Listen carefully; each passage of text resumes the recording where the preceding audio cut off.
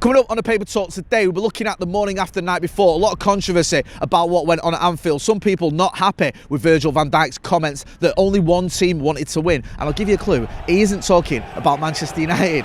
Let's get into it.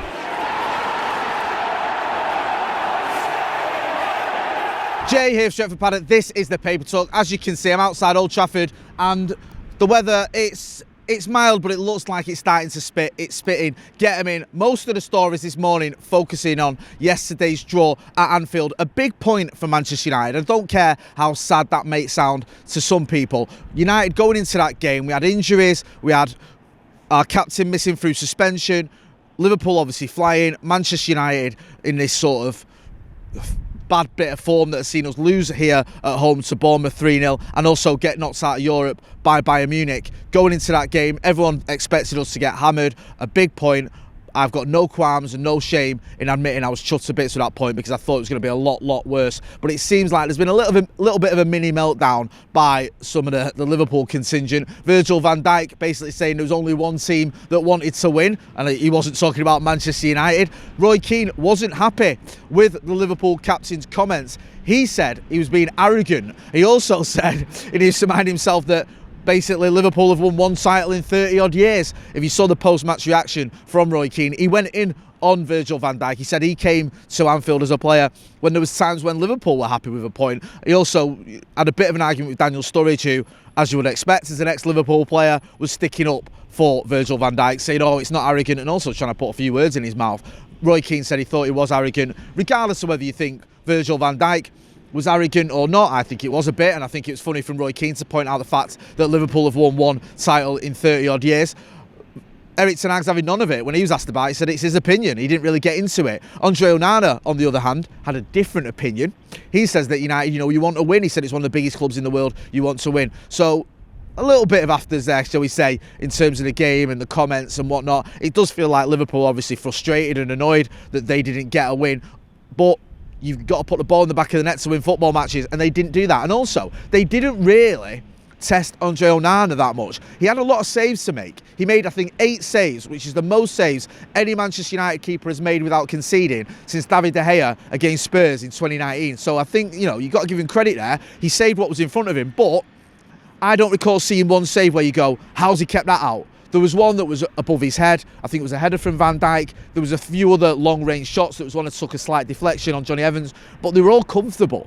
There wasn't anything where I was like, oh my God. I think the best chance at Anfield fell to United. I think arguably the two best chances. I think Alejandro Garnacho getting in behind.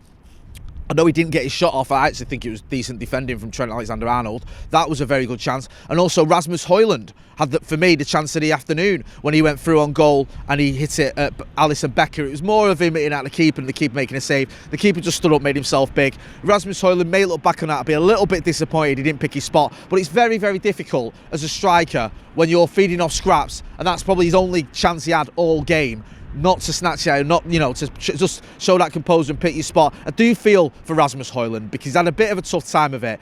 I think there was a stat I mentioned yesterday on the watch-along that he's had fewer passes to him than any striker in the Premier League. That, for a Manchester United striker, is embarrassing. And it's surprising as well, especially when you think you've got Bruno Fernandes behind you, who is one of the most sort of productive players in terms of creating chances and feeding the ball to the forwards. But this is where we're at Manchester United. We have to work out a way to solve this problem, of not scoring goals, of not creating enough chances, because you've basically got an attack where you've got Rasmus Højlund on no Premier League goals. Anthony, I think, has got no Premier League goals. Garnacho's got about 1, maybe 2. I think it's 1. Marcus Rashford's got 1, I think, is it, in the Premier League? I mean, that's woeful. I don't think Palestri's got any either, so he's not coming off the bench and doing anything. Now, I'm not having a go at these players because I think there's mitigating circumstances, but let's not pretend that's good enough. It isn't. Like, everyone needs to step up, and across the front line we can see more stepping up. I do like Rasmus Højlund. I think he's a very good player, and I do think he needs better service, but he also, when he does get those chances, you've got to take them as well. So yeah, just a little bit of something or nothing. Also, on the Liverpool game, it seems there was a bottle thrown. I think there's 1 bottle, maybe more, I'm not sure. I don't want to sort of, exacerbate it by exaggerating what went on, but we saw footage, I think, doing the rounds on social media. This is me showing you what's happening. Look, there you go, that's how they did it. Someone throwing a bottle at the Manchester United team coach. I've never understood this, what they do at Anfield, where they attack the team coach. I'm not just talking about throwing bottles at coaches, because that's criminal and pathetic. But stuff like, you saw it before where they've thrown like bits of toilet roll and cartons of Ribena at the opposing team bus, and it's like, oh yeah, intimidating the rival team. It doesn't work. You saw it yesterday. Did Manchester United look like they were intimidated by someone throwing a bottle at the coach? No, you're embarrassing yourself. You're probably going to get nicked and end up getting in serious trouble. For what? It's just stupid for me. I don't get it. Also on yesterday's game, we saw the red card for Diogo Dalot. A lot of controversy there with that red card. We've seen that a lot of people sort of mentioning the facts. I think even Jamie Carragher said it shouldn't have been a red card, which says it all. But I saw something in the Irish Independent as well, and other people have noticed that if you look at what Darwin Núñez did, Darwin Núñez lost his rag. He in the first half when he got booked, he gets booked. He first of all, he elbows Johnny Evans in the chest, then he kicks the ball away, then he remonstrates with the linesman, and then he applauds the decision.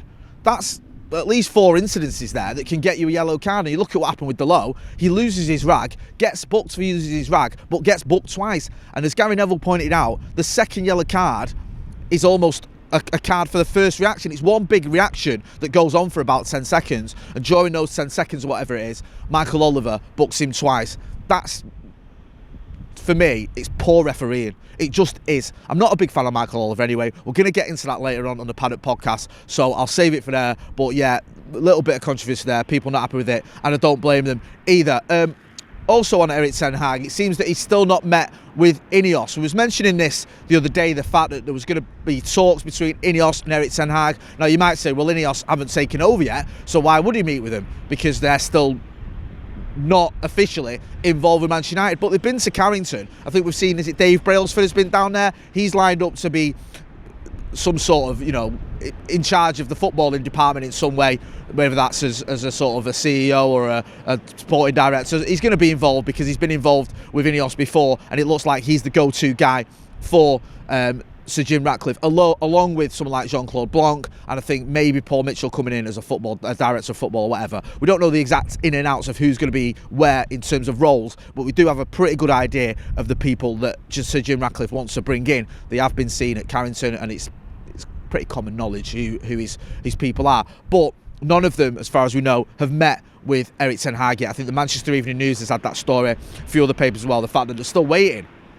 for INEOS to meet with Erik ten Hag. It's going to be interesting to see what happens over the next few weeks, not just in terms of that, because we're still waiting for the official announcement, but also in terms of the results as well. Big point at Anfield, but we've got another tough game coming up with West Ham away from home. That is a game that, if you lose that game, the pressure is back on. And I hate this fact that we're sort of taking it one game at a time, and every game, if you lose this one, there's more pressure on. If you win that one, always won the Chelsea game, there's no more pressure. Always lost the Bournemouth one, always lost the Bayern Munich game, he's under pressure. He's got a point against Liverpool, he's not under pressure anymore. It's a bit nonsensical, but this is where we're at. When you've got a new owner coming in who might have his own ideas, you're going to be under pressure. When you're 7th, what we are in the league, I don't even look anymore, that's how bad it is, then as Manchester United manager, you are going to be under the microscope. So it's not really a surprise. Plus you've got Villa on Boxing Day here. Villa are absolutely flying. So Erik ten Hag, despite that big point, I think it's a big point, he's still under the cosh a little bit. I'm going to leave it there. Don't forget to hit like, share and subscribe. Don't forget as well, on the 28th of December, we're going to be in Dublin. Me, Joe, Macola, Howson and Wes Brown, the hardest man in all the town. Tickets still available, so get on the site there. There's a link in the description. Come down to Dublin, get over to Dublin if you can. We're going to have a good laugh. We'll all meet up with you guys as well, and then we'll have a chat with Wes, and we'll have a chat amongst ourselves and have a good laugh like we did last year. It was one of the best nights ever, so get down there if you can join us. Going to leave it there. Thanks for watching.